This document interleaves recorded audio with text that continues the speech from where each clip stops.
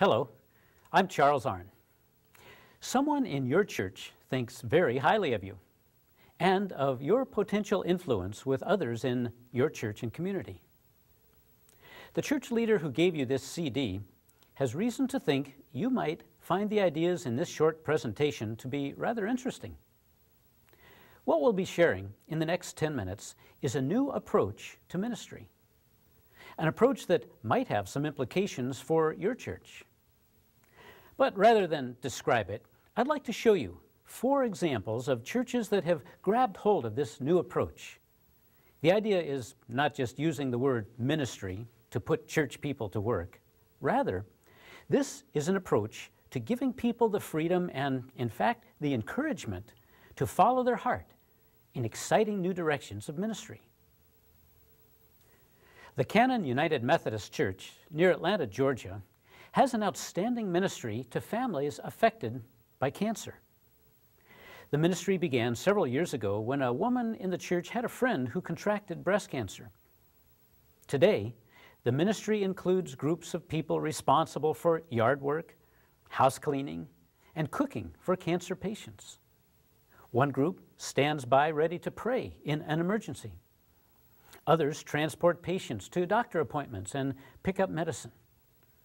Some church members help patients and their families seek financial aid to deal with the medical costs. Today, over 1,000 cancer patients and their families have been touched by this ministry that began just 5 years ago in the heart of one member. Grove City Church of the Nazarene in Columbus, Ohio, has a unique ministry that connects members and non-members who share a common interest in motorcycles.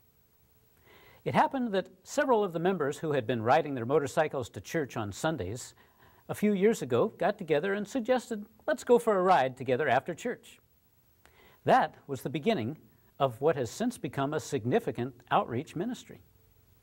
Today, the church's motorcycle ministry includes monthly rides, workshops, and a regular newsletter. In the early years, the ministry sponsored a Biker Sunday, where one Sunday each summer, anyone with a motorcycle was encouraged to ride it to church. Well, what was once a Biker Sunday has grown into a Biker Weekend, and the variety of activities that comprise this annual event are so well attended, it is now the largest gathering of motorcyclists in the state of Ohio, many of whom are not yet believers or active church members. But it all began with a few members who turned their interest outward into a ministry. Wheaton Bible Church in suburban Chicago has a ministry for people who are unemployed or want to change careers. It began as a result of 3 men in the church who were laid off from work. The church helped these 3 unemployed members turn their negative experience into a positive result, as they started a ministry that now includes career counseling, job fairs, a job placement service, and a skills training lab. Of course, the ministry touches the lives of many people who are not yet Christians or attending a church. But the relationships that have developed between members and non-members has become a bridge over which many people have come to faith and involvement in that church.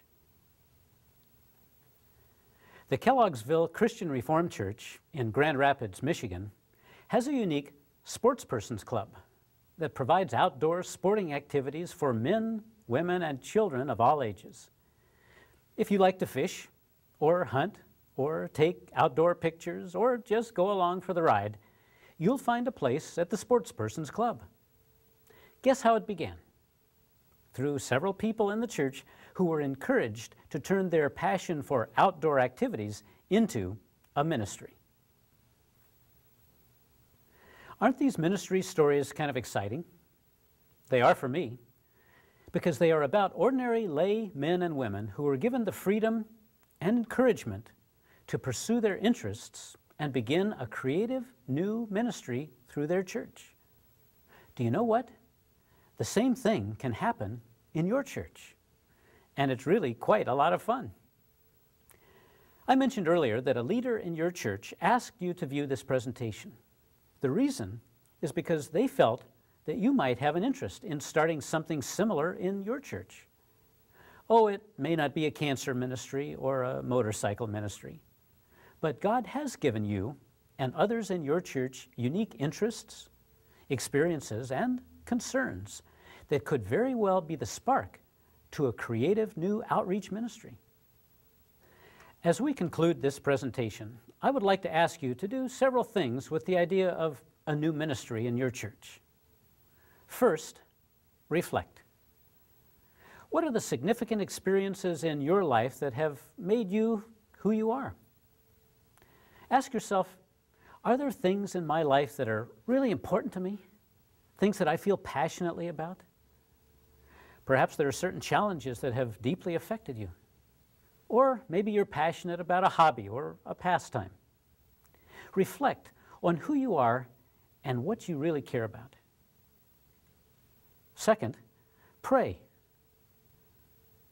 Spend some serious time in the next several weeks asking God if He might be preparing you for something rather significant. A pastor once told me, God doesn't waste our experience. Ask God to help you see the unique person that He has created in you, and whether there is a creative ministry which you may be uniquely qualified to spark. Third, dream.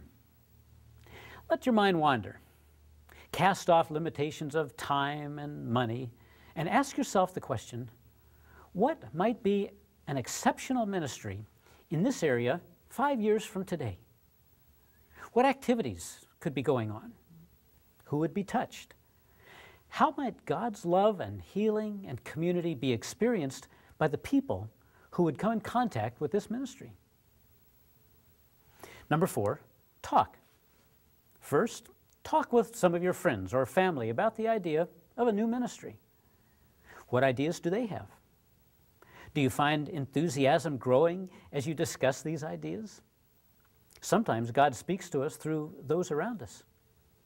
Then, if you're still energized by the idea of a creative new ministry in your church, make an appointment with your pastor or staff person to discuss the idea. We have provided a resource for you in this CD to help you prepare for the meeting. If you're watching this program on a computer, simply click on the link that says Talking Points in the lower left corner of the screen. This will download a document that will help you organize your thoughts prior to meeting with your pastor or staff person. Finally, begin. If you decide to pursue the idea of a new ministry, your church has helpful materials that will guide you through the process. For example, you will learn how to identify people in your church and community who may want to help in the new ministry.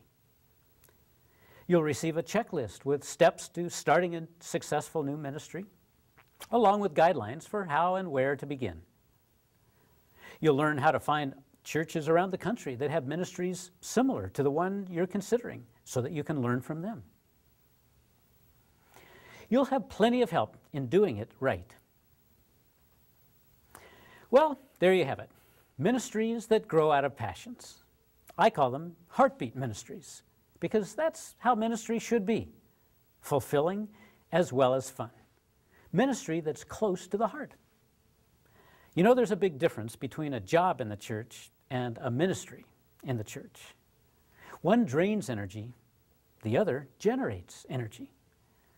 I know those people in Georgia who are helping families affected by cancer are thriving in their ministry. The motorcyclists in Ohio are having a great time in their ministry.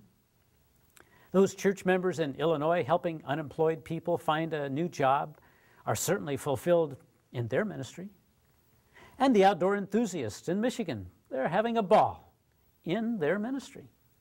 Why? Because these people are doing what they love to do. Their ministries are simply an extension of their heartbeat. As you reflect on the ideas and possibilities that God may be calling you to begin a creative new ministry in your church, you may feel a little like Moses when God called him on a mission. In Exodus 3:11, we can read, Moses asked God, "But why me? What makes you think I could ever go to Pharaoh and lead the children of Israel out of Egypt?" Well, we do well to remember God's response to Moses because I believe they are also his words to us. He said, "Don't worry, I will be with you." Remember to download the talking points material from this CD as your next step. And may God bless you as you consider whether you are being called to begin a heartbeat ministry through your church.